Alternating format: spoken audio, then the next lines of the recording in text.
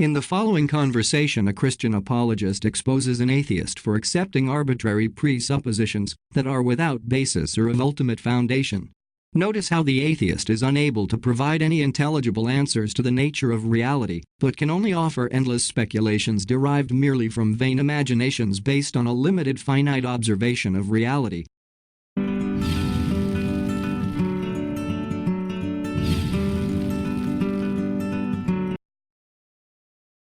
We're gonna come over. I'm gonna add into the stream. All right, so Mr. Evolution False, you got any kind of other name we can call you by? Because it's kind of a goofy one. You can call me Duncan. Duncan? Okay, Duncan. Thank you for having me on. I appreciate it. I'm not a troll. Okay, my point is your position that you're an atheist, but you're talking about science and sciencey things. Yes. In order for science to be intelligible, there has to be a model of reality or a worldview that provides for its intelligibility. You cannot have a fact that is contextless, okay? Because if you maintain that, it would be an uninterpreted fact and meaningless. So, for example, as I wrote in my post, science has to presuppose a number of conceptual pillars. The first one is the reality of the external physical world. Right? Okay. So if you don't presuppose the conceptual framework or a model of reality that the external physical world is real, then discussion of scientific endeavors is meaningless. You have to presuppose the causal principle, that there are causal relations between events. Without that fundamental metaphysical commitment or principle, okay, in your worldview, you can't talk about science or empirical endeavors. It would be meaning. I can agree that cause and effect is a thing. Right. So do you understand that you need a worldview that provides for the causal principle? Okay, that's a metaphysical context that must be in place first before you can talk about evidence. You can't talk about evidence as being meaningful and intelligible if you don't presuppose metaphysically the causal principle. You understand? So now let me stop you there. Are you talking about, when you talk about causal principle, are you talking specifically about Descartes' version?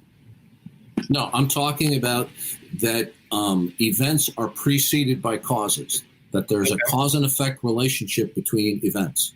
Okay. Now, as an atheist, you're talking about the meaningfulness and viability of science. So in your world, if your worldview is a worldview of chance where all events are spontaneous occurrences and that have no causal relation, then discussion of science and evidence would be meaningless. Oh, hang on. I gotta stop. Let me just finish one more thing. So when you invoke science and evidence, is the world that you're invoking science is a world of chance or a world of non-chance? I'm not sure I fully understand your question, but to go back into what you were saying, like to pick apart a few things.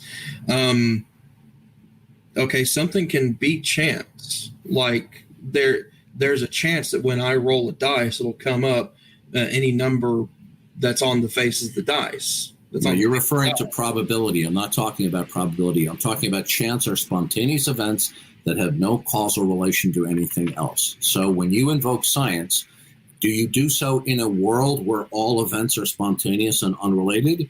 Or are you invoking science in a world where there is the causal principle and the uniformity of nature? Which world are you in?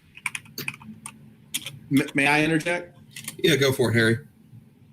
So my understanding of atheist worldview, especially when it comes to evolution, is not so. I don't think that chance and probability are either accurate ways of describing it, because there's the idea that there's all possibilities are accepted as having happened at some point, and that the options that survive are the ones that have been allowed. We weren't talking about biology or evolution. Okay, so based on everything that I could find on chance in its relation to philosophy, is chance and probability are used interchangeably. Well, that's not how I'm using them. I explained to you that I'm talking about chance. I'm not interested in how. Well, I didn't say that I'm going to go by somebody else's definition. I'm asking you in the world that what you're doing is you're playing a game of bait and switch. I'm asking you a question. Yes, you are. You did it with the previous definition. Now, let me get this out.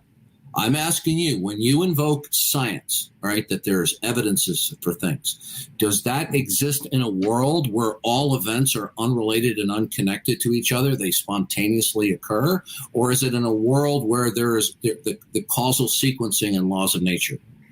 Okay, so laws of nature, what we describe them as, when you talk about laws of motion, things like that, those are our descriptions of the world around us. Those are things that we observe. So you can't observe the laws of nature. That's metaphysically impossible. No, you can conceptualize them. We observe phenomena in nature. That's false. That's a fallacy of induction. Would you like me to explain? No. It's a fallacy of induction. Would you like me to explain? Yeah, sure. Go ahead. Explain it. Okay. Now, suppose I told you that I went on a worldwide trip and I observed white swans in every country that I went to, and I did not observe any non-white swan. And then I said to you, all swans are white as a universal. Okay? A universal is what we call a law, right? Now, if it's not universal, then it's not a law. All right. So if I told you all swans are white in virtue of the consistency of my experience, that would not be logically necessitated. Do you understand? Okay. You cannot observe universals. You can conceptualize them. You can appeal to a line of reasoning such as induction, but it's going to be a fallacy. It's called the problem of induction in empiricism. You cannot appeal that the whole conforms to the part, that the whole logically comports to the part. That's the fallacy of induction. So when you appeal to the let me finish. If you take any courses in science or the philosophy of science, one of the biggest problems of dealing with science is called the problem of induction. Right? Yes. So you cannot derive universals from an inductive investigation. That's a fallacy. I agree that induction in and of itself is a problem. That doesn't mean it can't provide any answers. No, you're not. You didn't address what I just said. I said it is a fallacy to assert the necessity of universals by an inductive process. An inductive process, by its very nature, would be incomplete. It would be a part and not the whole. So you cannot establish, unless you're omniscient, you cannot establish universals by an inductive process. That is a fallacy. But we don't establish them as universals. They're assumptions. Then what you are doing is you are begging the question. You are asserting that they are the case, that there are these universals based upon some consistencies. That's the fallacy of all swans are white. Now, what I'm asking you is, you want to talk about the meaningfulness, viability, and intelligibility of science. In order to do so, there have to be some prerequisites first in your world. One has to be the reality of the external physical world. Okay. Two, you must have that. Otherwise, statements about science become gibberish. Now, you have to presuppose the reality of the external physical world. You're also going to have to adopt the necessity of the causal principle, that there are causal connections and relations between events. If you do not start in your world or your framework that there are causal relations between events at all, then discussion of science is meaningless. You also have to hold to the uniformity of nature first. You cannot appeal to induction or empirical endeavors to establish the uniformity of nature, because the uniformity of nature is going to be needed as a precondition in order to talk about sense perception. All sense perception relies upon the precondition that nature operates in some regular ways. If you don't start with the presupposition that nature operates in some law-like or regular ways, then eyesight and hearing, touch, taste, and smell become meaningless. So you need a metaphysical framework. You need a metaphysical worldview with a number of conceptual pillars first before you can talk about science. Now, I'll ask you a simple question. Can you talk about the meaningfulness and intelligibility of science if you do not presuppose the metaphysical framework of the causal principle, that there are causal relations between events? I guess this is where I'm getting thrown off. Why is it a metaphysical framework? Well, hang on. I've already agreed to that cause and effect is a thing. Okay. We've already established that. So number one, why are you re-asking that question? Number two, laws of nature. Our abstractions of them, these descriptions, these are based on phenomena that we've observed repeatedly, and we make an assumption based off that observation. Yeah, that's a fallacy. You've committed the fallacy of begging question. It's called induction. I just explained it to you. Yes, inductive reasoning, except inductive reasoning. When you use inductive reasoning and say therefore, and you insert a universal, that's a fallacy. Where have I inserted a universal? Okay. How do you establish the laws of nature? You said you did so by sense data and sense experience. That's a fallacy. You cannot establish universals by an inductive process. They were universal, did I? Okay. If you are there assumptions. Okay. Well, then they are right. So then they're not established that they're necessarily the case. But you see, in order for statements of science to be intelligible, it's going to necessarily be the case that there is the causal principle and the uniformity of nature. In the case that the uniformity of nature does not exist, then statements about science become meaningless. So you need a metaphysic of the uniformity of nature first in order to make intelligible scientific statements. No, that's incorrect. Yes, no, it is absolutely correct. Explain to me how you can explain any empirical endeavor without presupposing by implication the uniformity of nature. We make the assumption that the things that we have observed are going to continue to behave as we've. That's begging the question. Okay. What you're doing is that's a fallacy. You're not listen. I'm not trying to give you a hard time. I'm trying to educate you. I'm trying to educate you on the fundamental mistake here you're not understanding. If you start with an assumption and then you build on an assumption, okay? If you start with assumption X and you say, therefore Z, okay? The assertion of Z depends upon the assumption, but the assumption is arbitrary. Therefore, the assertion of necessity is arbitrary as well. Virtually everything we do with science starts with an assumption. We make, or more appropriately, a hypothesis. Yeah, a metaphysic. We start with a hypothesis of. Do you start with metaphysical presuppositions? Do this when applied to this. Do you start with a metaphysical framework first before you can talk about science? As far as at least as far as cause and effect, I suppose. Okay, so you have to have a metaphysical worldview first before you can have intelligibility for science. Except I still haven't agreed to your whatever definition of intelligibility that you posted. I wrote down. Well, I'll repeat it again for you. I wrote down intelligibility. That means a statement of fact or a proposition or predication means something with respect to the context or system that it is derived from. You cannot have a systemless fact. You cannot have a contextless fact. So that's why you need a metaphysical framework first, a worldview or a model of reality, before you can start talking about science. Now, most of the time, it's simply implicit and not talked about. But you have a metaphysical framework. You presuppose the reality of the external physical world.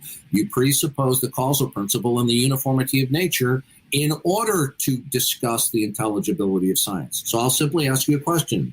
Do you presuppose the metaphysic of the uniformity of nature so as to have intelligibility for science. I'll agree to it. In the interest of moving this discussion along, I'll agree to it in the hopes that you've got a point.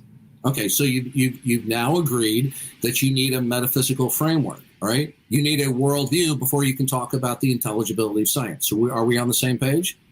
I'll grant it to you for now. Okay, good. As an atheist, how are you able to ascertain what the nature or metaphysic is about reality that's going to provide for any statement of fact? What is your worldview, and how did you determine it? Like I said, it's still an assumption. I mean, that's as far as it's going to go. So in other words, you're violating your own atheist criterion of belief. You want God to be justified, to believe in God. You withhold belief in God because God is not justified, but you adopt the negation. I withhold belief in God based on no evidence has been presented. Okay, that's an atheist cliche. How did you determine that all facts don't stand in causal relations with God? Because it's an unnecessary step. How do you know? No, that's a meaningless statement. Listen carefully to my question. When you say there's no evidence for God, that's a conclusion. You could only make. May I finish, please? Listen. When you get what I said correct, I didn't say there's no evidence for God. I didn't say there was no evidence. Okay. Okay. Well, here's the problem. I have not yet been presented with evidence. Yeah, okay, listen, I've heard this many times before. You've already made a determination that the sun, the moon, and the stars, the apple, the cat, okay, grass blowing in the wind, you've already made a determination in your mind that they do not stand in causal relations with God. There's only two positions on it. You cannot be neutral toward the ultimate. Are you aware of that? Whatever the ultimate is, you can't be neutral toward it. We can explain apples and people and sun, moon. We can explain those things without the deity. No, you can't. How not? Because I'll explain it to you. Because there's only two categories of fact in existence. There's the ultimate and the non-ultimate. There's the eternal and there's the temporal. Okay? So what is ultimate is the ground of all existence, the reason why anything at all exists. And then there is the dependent, things that begin to exist. Now, in order to have intelligibility or an explanation of something that begins to exist, such as a color or, let's say, an apple or anything else, you're going to need to know what is ultimate. That will be the basis of things that begin. All right? Now, since you do not accept that God is ultimate, that God is the necessary prerequisite for facts, then you are operating from some other implicit ultimacy as a context for facts. What is that? Reality. What is that? Reality is the context. So are you a monist? Reality is one?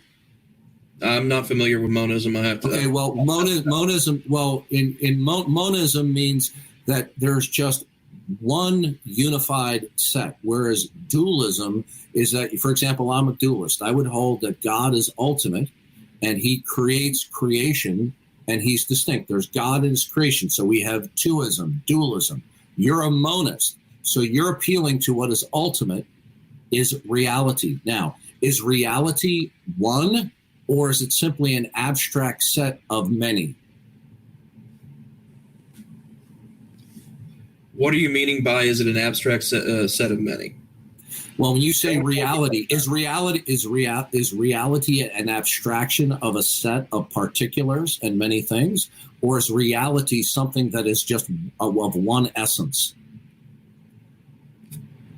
I can't say that I know that off the top of my head. Well, you just told me that reality was ultimate.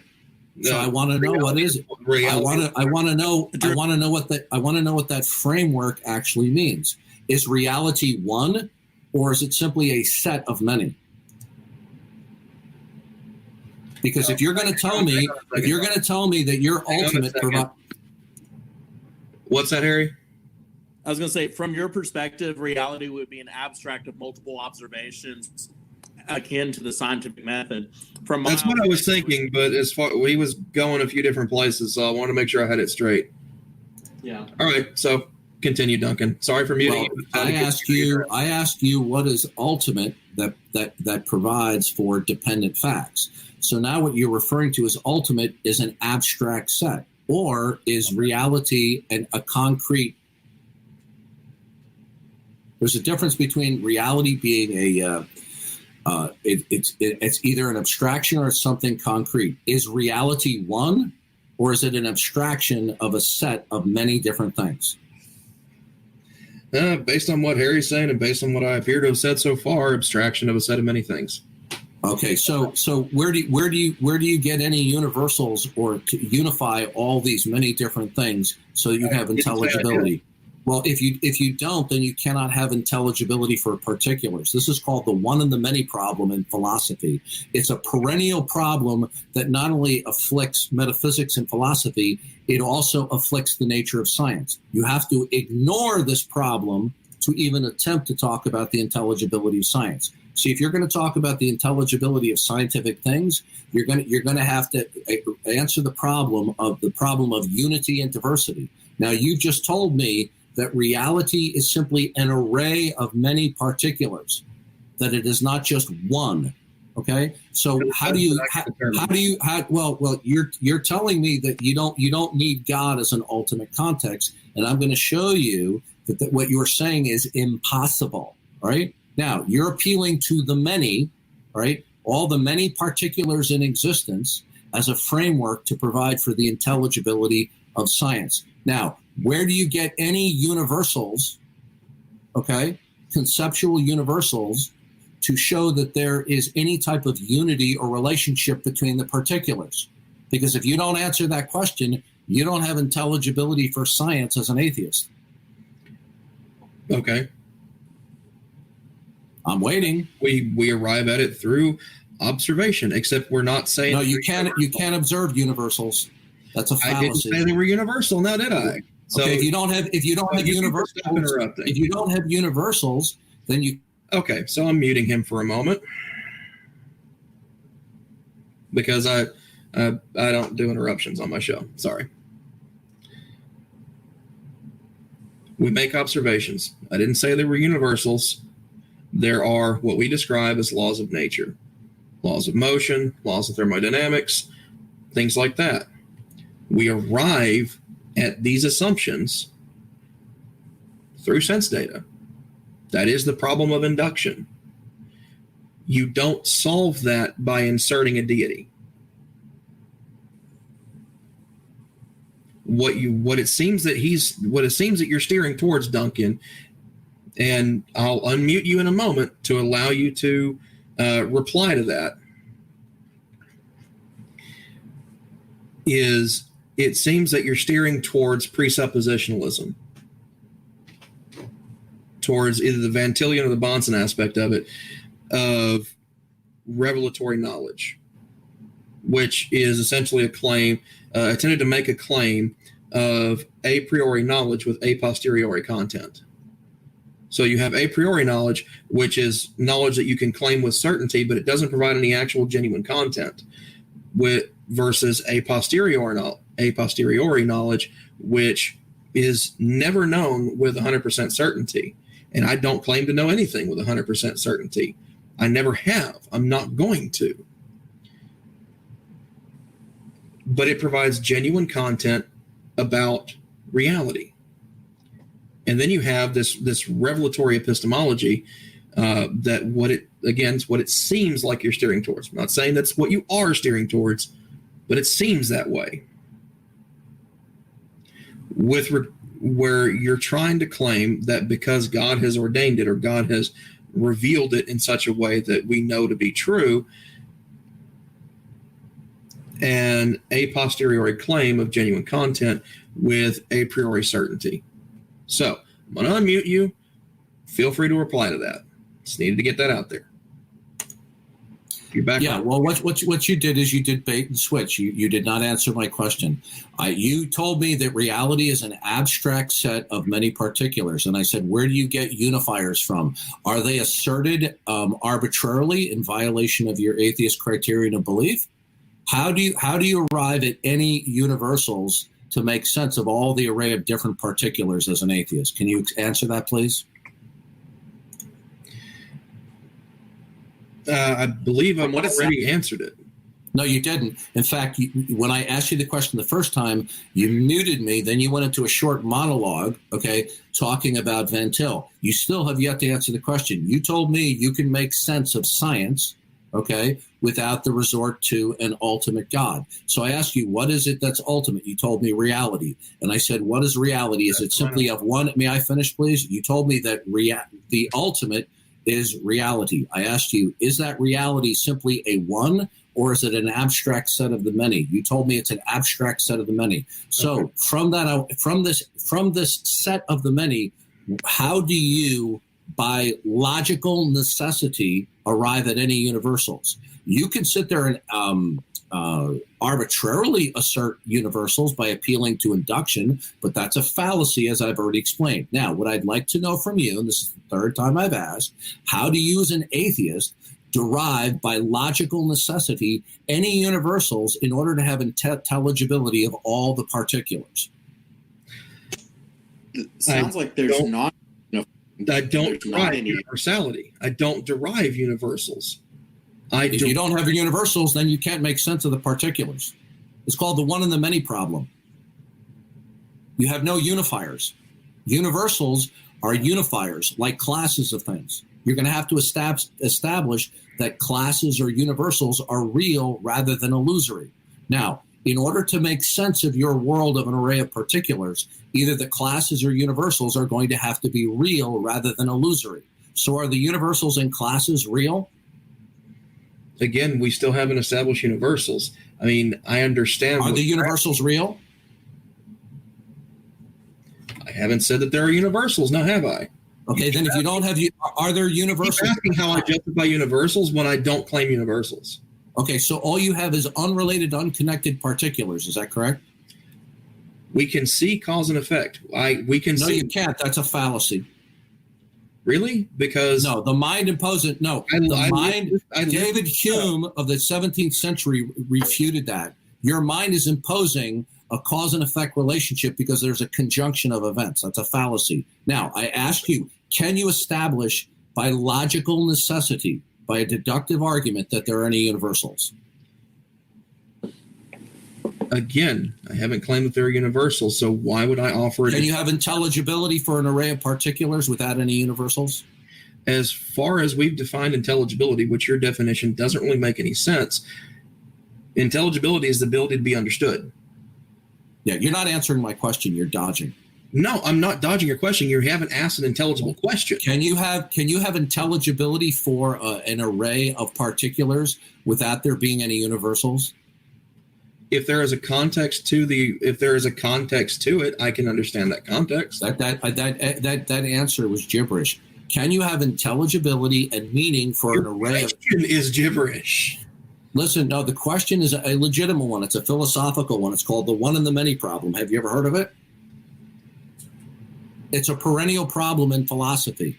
Now, you as an atheist claim that you can have intelligibility for an array of particulars. Okay, you say that there's an array of particulars out there and you can have intelligibility for science. In order to have intelligibility for an array of particulars, you have to have certain universals or classes of things, and they have to be real and not illusory. So are universals or classes of things a necessary prerequisite for intelligibility of particulars? Do you have an answer?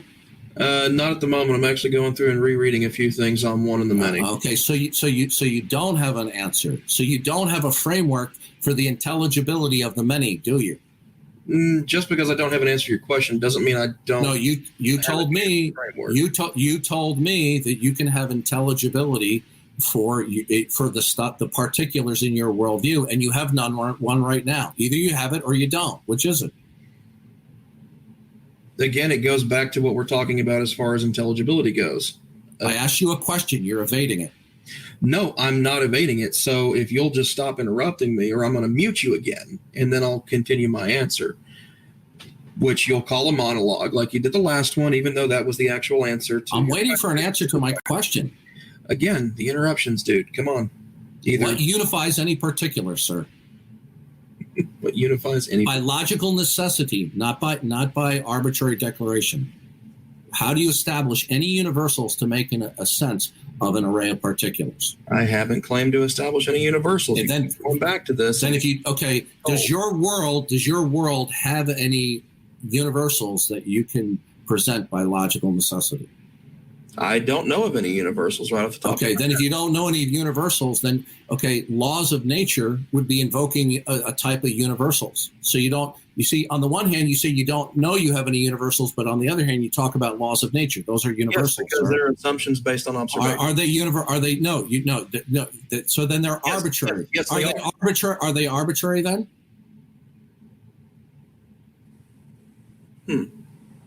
Because if they're not arbitrary, then you're going to give me a logically necessary rationale for how you establish in a non-fallacious way these universals. Appealing to sense perception is trying to establish universals via induction. You cannot establish universals by induction. That's a fallacy. You can only do it unless that we're not establishing universals via induction. Are there any actual universals in your world? I've not claimed that there are any. Then all you have is an array of unrelated, unconnected particulars, and you don't have a background for intelligibility of science. Based on what you're saying, okay. Good. So now you just conceded that your worldview doesn't provide a framework for intelligibility of science, which was my initial question in the text chat.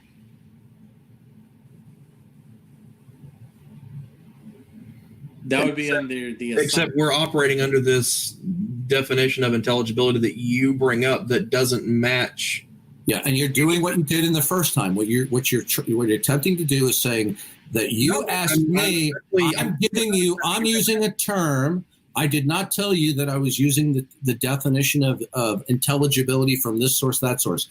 I told you how I'm using the word intelligibility. Intelligibility means that a proposition, a fact, or a predication means something from within the system that it is derived. But you don't know what the system is, do you?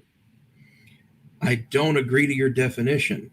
No. The fact of the matter, I didn't ask you to agree with it. Do you have a system by which to make sense of unrelated particulars? Science. No, you're not understanding. You need a system first before you have science. Science is not a worldview, sir. Science depends upon a worldview. You've got it backwards. You have the cart before the horse. All right. What are you saying, Harry? And you're getting muted for a minute, Duncan. But it's not really tending towards disorder. It's reaching to a net energy of 1 or a net. Yeah. The overall net exchange is 0. It's approaching a state of equilibrium.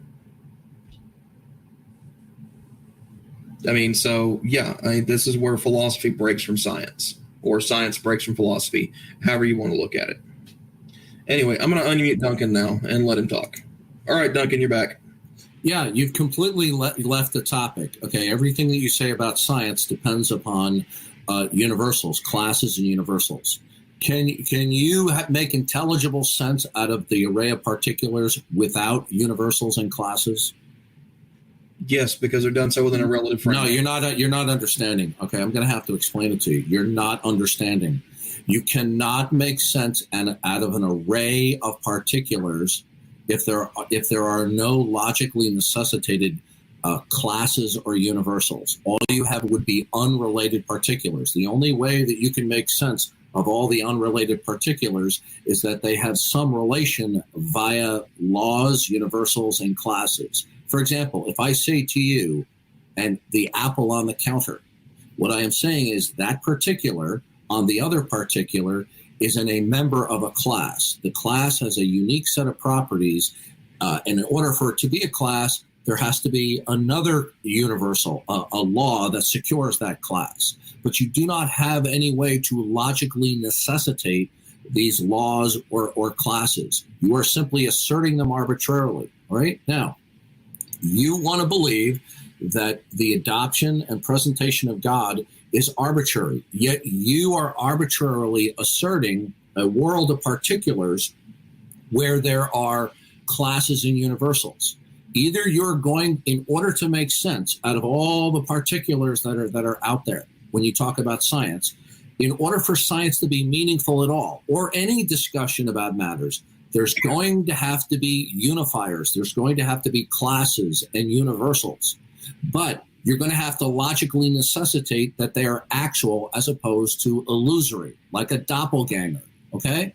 You could have somebody who's a brother with another brother, and they're in a class that is actual and is not illusory as opposed to a doppelganger. Now, what I'm asking you is, how do you as an atheist, in the grand scheme of things, how do you in a non-arbitrary fashion establish that there are universals in classes in order to have intelligibility for all the particulars? How do you do that? You say, so I'm looking at the private chat. You say I keep on invoking classes. What classes am I invoking? Anytime you invoke things like molecules, chemicals, laws, you cannot help but invoke universals or classes of things. Otherwise, you're going to just simply have to name all the particulars like Fifi and Fido. Okay? You can't say dogs and cats. Dogs, cats, molecules, laws, these are all classes of things. There are types of universals. Now, okay, do you have a means in your atheist worldview where you reject God as the grand universal, as the ultimate? Do you have a means that is not arbitrary to establish that there are actual universals as opposed to they are illusory? In the interest of moving this along, I'm just going to go with, okay, they're arbitrary. What's right? Next? So you've now admitted that in your atheistic outlook, you have no foundation for the intelligibility of particulars, including science. Okay, that doesn't mean I can't make scientific observations. No, you're not understanding. Observations, it would be a meaningless concept, because in order to have observation, you have to have sense perception. In order to have sense perception, you have to have laws. You have to have the causal principle. You have to have nature operating in some law-like ways. Can you have sense perception if nature did not operate according to some laws? The answer is no, you can't. So how do you, in a non-arbitrary way, establish that there are universals or laws? You can't do it through induction. That's begging the question. I've already gone through this several times about I haven't agreed that there are universals, and I can't agree that there are universals. I've talked about laws of nature. I've given examples through talking about gravity and that they work in relative frames. That's begging the question. You are just simply asserting that there are these laws. What I'm asking you is, how do you in a non-arbitrary fashion establish that nature operates in some law-like ways? If you appeal to sense perception or induction, that is the fallacy of begging the question. Now, how do you establish that there are, in fact, universals other than stating such by arbitrary means? I haven't stated that there are universals. Okay, so can you have intelligibility for a myriad of particulars without universals and classes? Not based on the arbitrary definition that you put forth. No, I didn't give you a definition. I said, can you have arbitrary? Listen, you're playing the game that you played the first time. Can you have meaning and understanding for an array of particulars without there being established by logical necessity that there are universals? You keep asking the same question over and over, and I keep... It's a legitimate question that you're dodging. I haven't dodged it by saying that I don't accept that there's universals. If you don't accept that they're universals, then you have a complete array of unconnected and unrelated particulars. Can you talk meaningfully about states of affairs if all the particulars are unrelated to each other? Define meaningful.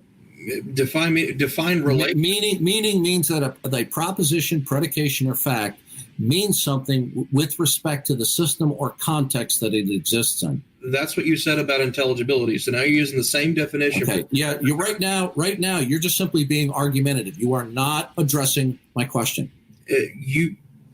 you're using the same definition for two different terms. So you're repeating the same objection, which is not answering my question. How do you derive meaning? How do you derive meaning for an array of particulars for which you cannot establish there are any universals? And you were asked what is meaning, and then you gave the exact same definition you gave for intelligibility. Yeah. So which term does that definition apply to? Yeah, you're doing it. You're doing it again. Listen, this is why the conversation's going nowhere. Because you cannot answer my question, and you don't know what to say, you're going back to your initial objection over and over again. That's why you're doing it. Because you still haven't answered the objection. Okay. Can you have understanding for a myriad of particulars without any universals? I can assume. No. I can assume things. Yeah. Sure. No, I didn't ask you if you assume them. I said, can you have non-arbitrary understanding of an array of unconnected, unrelated particulars without universals? I'm trying to figure out why we're still backtracking to universals when I just went ahead and said, okay, because the meaning of any subject matter, including science, is going to require that we can draw relationships and have unifiers for the array of particulars. Okay? Now, it goes beyond science. It talks about everything. You said reality is an abstract set of a myriad of particulars. Now, can you have understanding of that array of particulars that you talked about without logically necessitating universals? Can you do that? It's a legitimate question of your atheistic outlook. Because if you don't have an answer, then you have no grounds to say that you have meaning for unconnected particulars. Can I answer on Drew's behalf? Like, can I be as a No, I want an atheist from an atheist worldview to answer the question. Well, I want to hear Harry's answer. Yeah, I know you want to hear because you don't have an answer for it. I want to hear what Harry has to say. Number one. Yeah, of course you do, because you don't have an answer for it. All right, so muting you. All right, so muting you. My opinion, I'm going to give you what I believe is an atheist worldview, and then Drew can tell me if I'm getting it wrong. Okay, sure. Try to give He's not asking an intelligible question. Yeah, go for it. I'm ready. He asked the question. Oh, I didn't hear the question. I muted him. I figured you've heard him ask the same question. Oh, what's the question? 9 different times. Ask the question one more time, Duncan. The question, how does one make sense or have meaning for an array of particulars without the logically necessitating universals? Okay, go, Harry.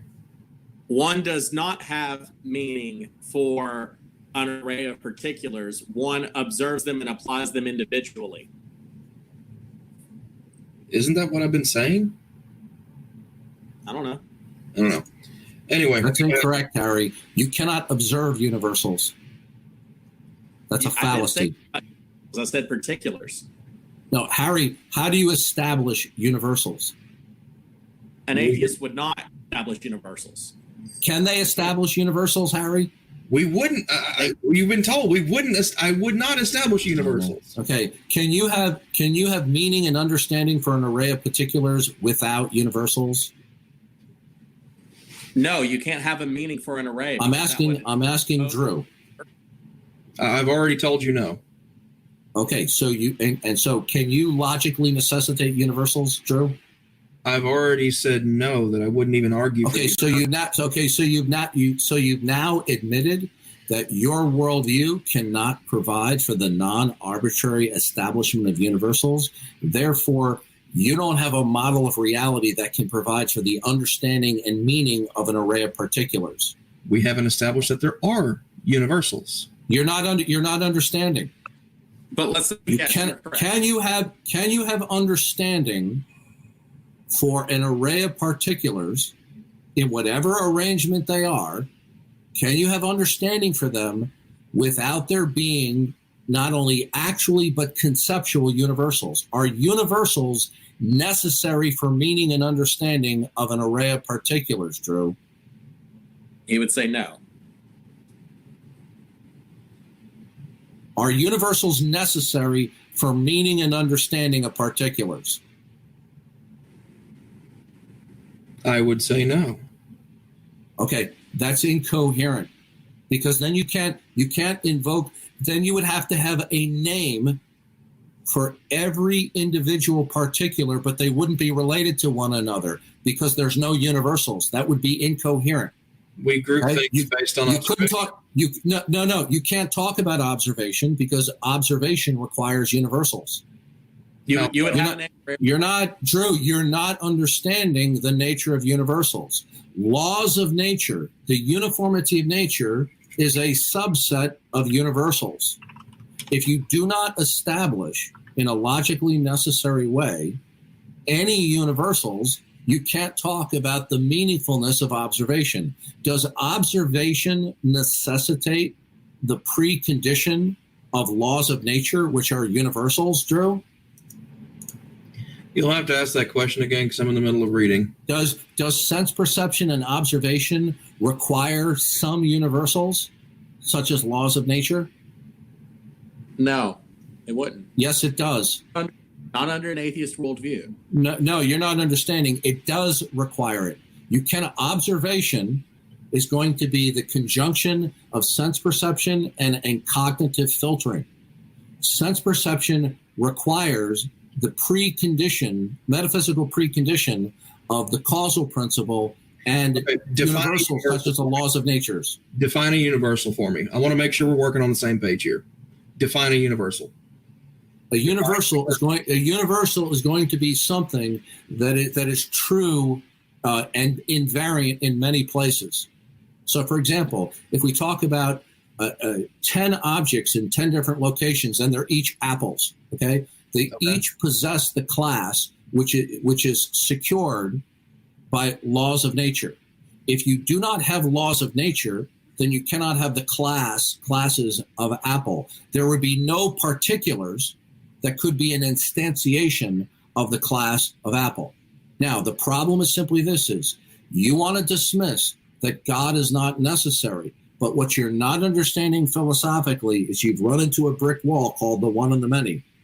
Because you want to say that you don't need God as the grand unifier, right? So, but you're going to need something that ties some or all the particulars together. But you don't have anything that ties them all together. All you have are arbitrary declaration of classes and laws. And when I ask you, do you have a logically necessary case for universals or classes or laws? You said no.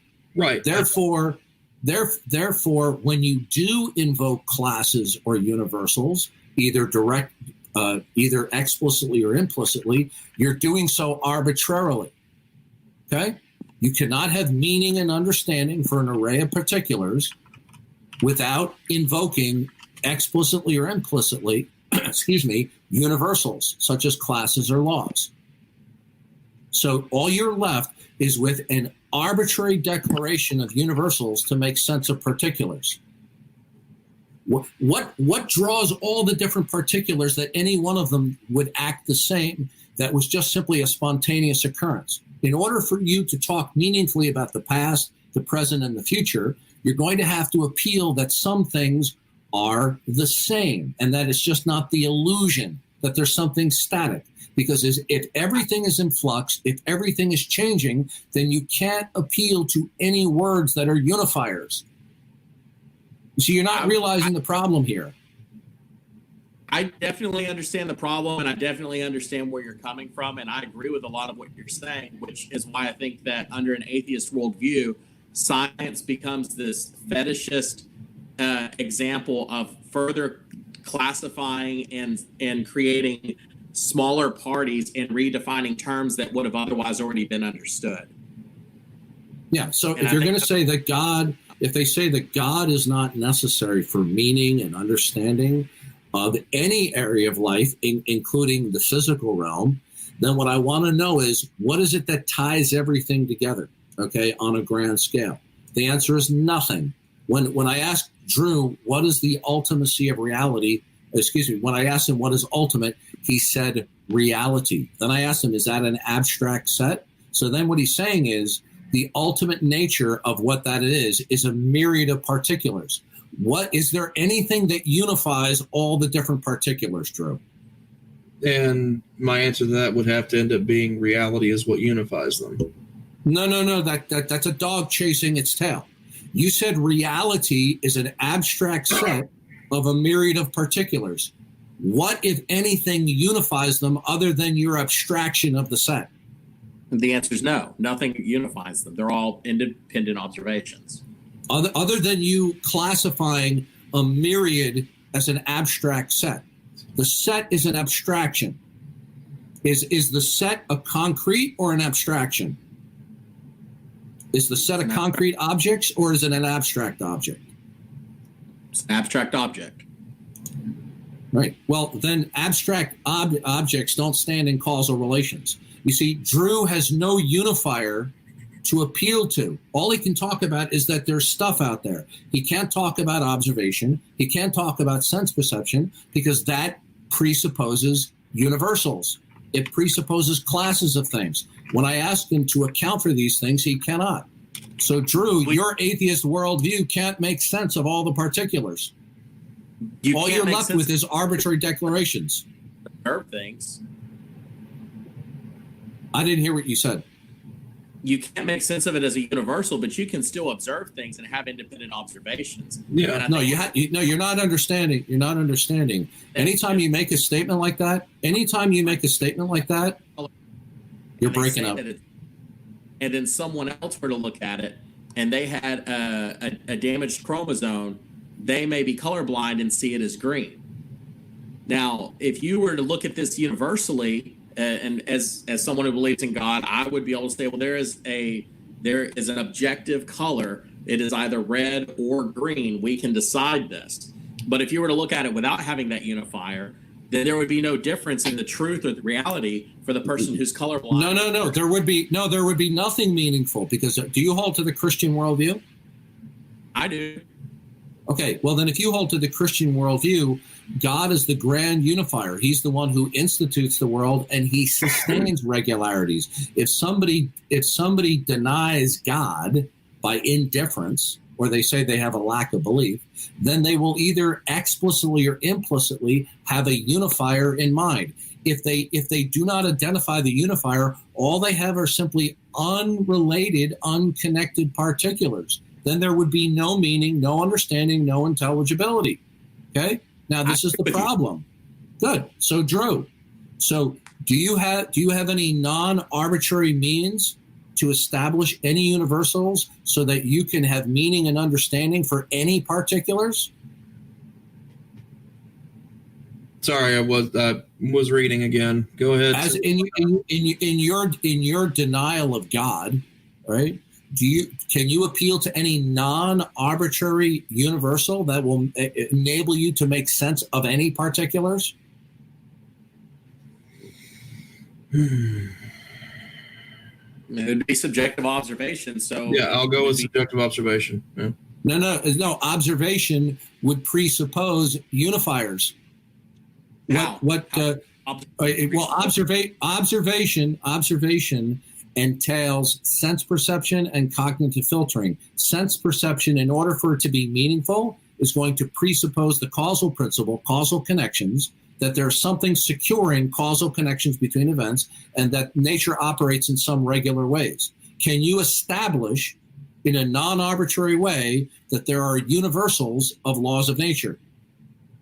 There's two problems with this. One, you're presupposing that in an atheist worldview, anything is quote unquote meaningful beyond the observation. Well, I'd like Drew to answer the question. Since you're not an atheist, the question is posed to the atheist worldview. Drew wants to maintain that he can make sense of particulars, even within the subcategory of the particulars that he calls science. What I want to know is, can you make sense of any array of particulars without establishing any non-arbitrary universals? Do you have any universals that you can establish in a non-arbitrary way to make sense of any particulars, Drew?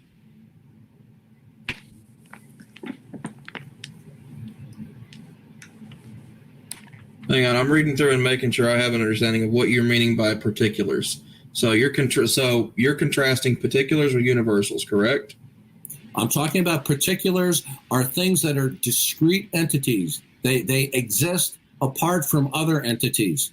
Now, if you told me that reality was simply a myriad of particulars, now, in order to make sense of either of them collectively or individually, what universals can you establish in a non-arbitrary way? Because if you don't establish that there's any universals in a non-arbitrary way, all you have is a collection of unrelated particulars, which you wouldn't have meaning or understanding for them. So you want to invoke observation or sense perception, but that's presupposing universals. Where'd you get the universals from, Drew? How is it presupposing universal? So if you're talking about universals, the way I understand it is that's a class all on its own. It's talking about mind-independent entities.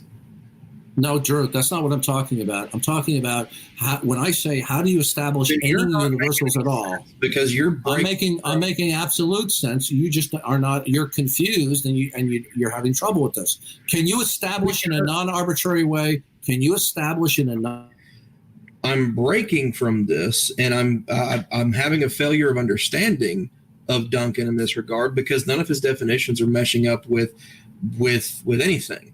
He's conflating a whole bunch of stuff. Like, okay, pulling up just, independent source. Internet, the Encyclopedia of Philosophy. Universals are a class of mind-independent entities postulated to ground and explain relations of qualitative identity and resemblance among individuals. So that's what a universal is. So I just read the definition of what a universal is. Is that what you're talking about? If that's the definition you want to go with it, how do you in a non-arbitrary way establish that? How do you establish universals, Drew? Then you have no way to make sense out of an array of particulars, because every time you speak or anyone else speaks, it is inevitable that we will be invoking universals and classes of things. Okay, but I didn't say that I invoked a universal non-arbitrarily. Okay, what is your non-arbitrary justification for any universal? What universal do you want to put on the table? I didn't say there was a non-arbitrary universal. I haven't put forth one. I don't have one. Okay. Every time you speak about this world, you are invoking classes of things, which means that you, by implication, you're asserting universals. How do you account for these universals that you're invoking? Universals are a class. How do you establish that they are the case, Drew? Through observation. That's begging the question. I already explained to you why that's a fallacy. And I've acknowledged that it's ultimately circular. Induction is what I rely upon. Okay, so you're relying on a fallacious means of reasoning?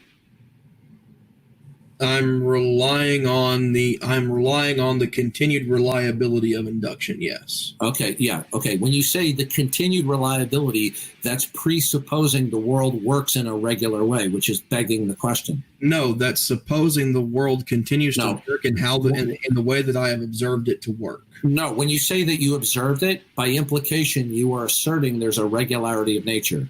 Can you establish non-arbitrarily that there is a regularity of nature without appealing to a means which presupposes the regularity of nature, Drew?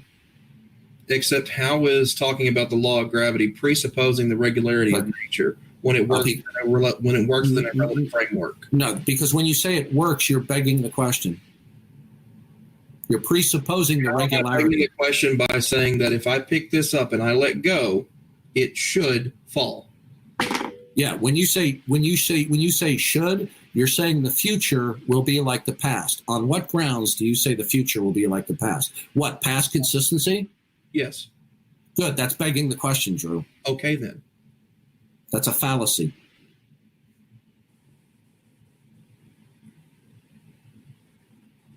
You're just when you asserting that Drew, let me illustrate to you the fallacy. It's really quite simple. A farmer goes out to the chicken coop, and there's a newborn chick. Every day for the next 15 years, the farmer comes out and he feeds the chick. On the first day of the 16th year, the chicken has an expectation due to the consistency of events that the farmer will feed it. The farmer picks it up and it cuts its head off, brings it in, and his wife cooks it for dinner. Okay. That's the fallacy of induction. Okay, when you say the future will be like the past because past futures were the same as the past, it's not logically necessitated that the future will be like the past. That is a fallacy, Drew. Now, the future is going to be like the past. I said yes, you did. You just did it. No, you said it should. Why should it? Should. Why? Should. Where'd you get that should from? Previous observation. That's should begging the question. Will. No. Should. Why should it? Why should it? No. Okay, good. Why should it?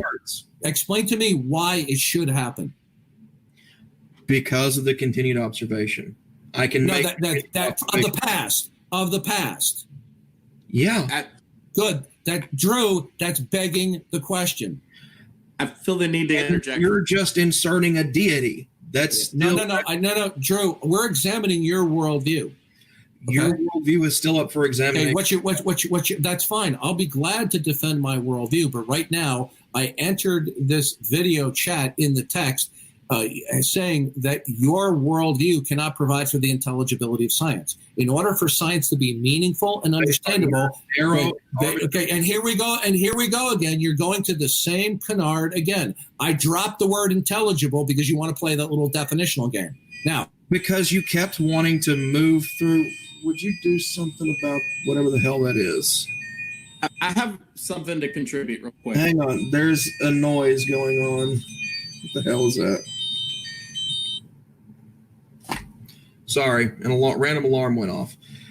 No, you dropped the term intelligible because the definition you provided doesn't match the term, and then you just try to bring the definition in later on down the road, attaching to meaningful or meaning or understanding. You're just moving the definition around to fit whatever purpose of argumentation you've devised. And at this point, we've gone on for now 4 hours with this rabbit hole where he just asked the same question in a circle without making any sense. So I'm beyond bored with this. I have